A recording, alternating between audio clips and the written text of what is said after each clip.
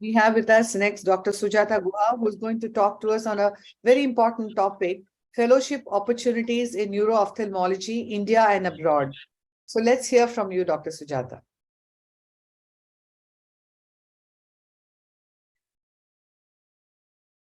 Is my screen visible? Yes, yes. Okay.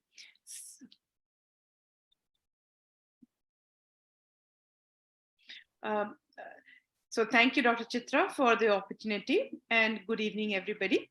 I'm going to speak to you on a very important or a very unique topic, which will be of interest to residents, to practicing general ophthalmologists, as well as to practicing pediatric ophthalmologists. And it is about Neuro Ophthalmology Fellowship. Well,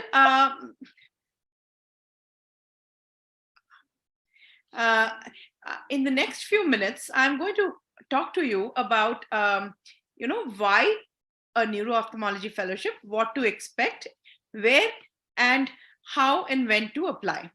So the why. Well, Neuro Ophthalmology is one of the most intellectually stimulating subspecialties in ophthalmology. And any of you who have had an interest in internal medicine, well, this is the specialty to choose. It is an integration of four specialties: the internal medicine, neurology, radiology, neurosurgery, and practicing neuro-ophthalmology needs a teamwork amongst all these specialties. And at the end of the day, sometimes we end up making life-saving diagnosis like brain tumors, like multiple sclerosis. And so you go home having had this sense of achievement. Again, if you have a penchant for this subject, this is an extremely interesting subspecialty to practice.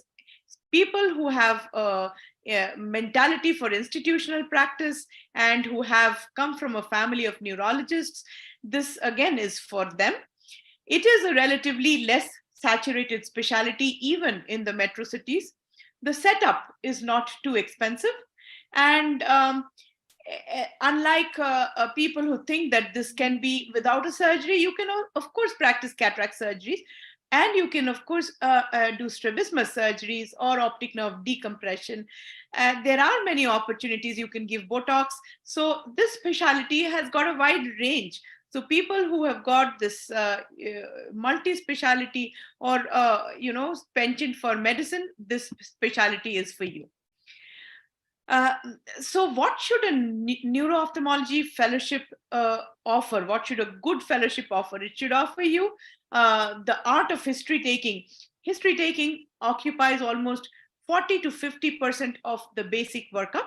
You need, they will teach you a basic neuro-ophthalmological workup, diagnostics like electrophysiology, OCT.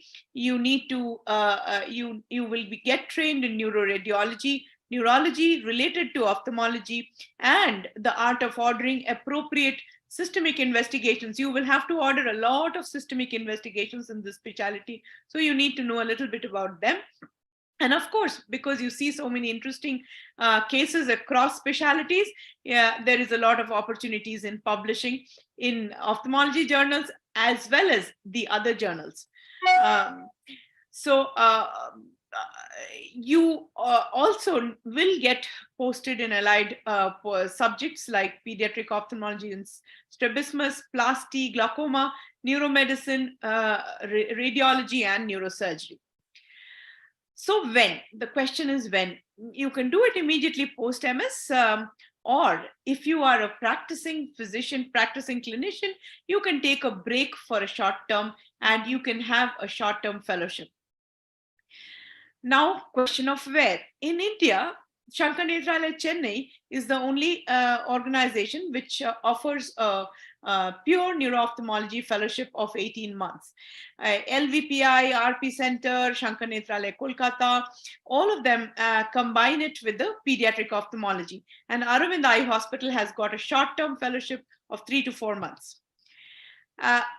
now we do have the ICO fellowships of 3 months, where you can go to several international organizations, fellowship programs like Wilmer, like Wilsai, UCLA, Harvard, Emory. All of them you can, but this will be an observership. It is not a clinical fellowship. Some of the very popular, Wilmer is one of the very popular programs for neuro-ophthalmology, apart from the ones which I've already spoken about. This is a 1-year duration.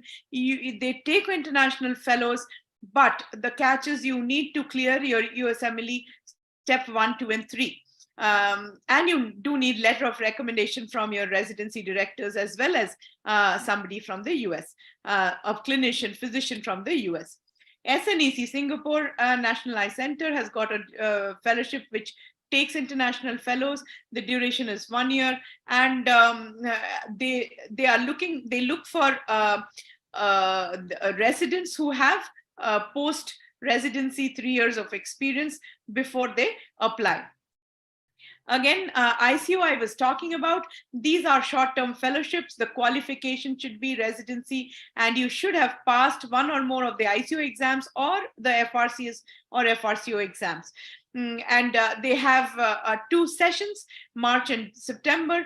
And once you get selected, you can choose any of the centers which will accept you for a 3-month stint, and it is an observer position. Moorfields Eye Hospital has a 1-year duration of fellowship. You need to have a FRC or FRCS and be registered with GMC, which is possible if you have cleared one of their exams. And you can, they accept international fellows. So how Shankar Netralaya, Chennai has 2 sessions. The selection process is MCQ followed by Viva. Aravind, there is no fixed session, and this is a paid fellowship. LV Prasad and RP Center, all of them. LV Prasad is a very long drawn process of selection for their pediatric ophthalmology, neuro ophthalmology fellowship. Similarly, RP Center has MCQ followed by interview. And the structure of the fellowships are like for Shankar Netralaya Chennai, which is a pure neuro-ophthalmology fellowship. They do rotate you through pediatric oculoplasty, radiology for a month each, and they also give you exposures to neurology, neurosurgery, and they will let you have a senior residency for the last 2 years. The surgical exposure is cataract. LV Prasad, again, they have a very elaborate induction module followed by posting for their secondary centers. And in the last 15 months, they have advanced subspeciality training. And again, their exposure, surgical exposure will be strabismus surgeries and cataracts. So to summarize, neuro-ophthalmology has got very rewarding prospects. It is a niche subspecialty which is not yet crowded, so you can get referrals from all your ophthalmology colleagues and neurologists, as well as neurosurgeons. You can apply after post-graduation for a full-term fellowship, or for practicing ophthalmologists who are interested in the subject, you can take a break and have a short-term fellowship also. And Chennai has a pure neuro-ophthalmology fellowship of the full 18 months duration, but Aravind gives a short-term fellowship. Thank you. Thank you very much, Dr. Sujata. That was very informative. Murli, would you want to ask anything here, or should we move on? I have a question, madam. I have a question for SG, madam. Madam, do you think all these neuro-ophthalmology fellowships, should they have some kind of a tie-up with the multi-speciality, have a neurology and neurosurgery posting also? It must. See, the ones which is the Chennai one, which is the only neuro-ophthalmology fellowship, does have a radiology posting, neurology posting, neurosurgery posting. And RP Center, and they are a multi-speciality setup. So I'm sure they will be sending, they will have to go to the bedside clinics of the neurology patients and do the examination. But for the standalone hospital like ours, we need to have a tie-up. Okay, right. Thank you, Dr.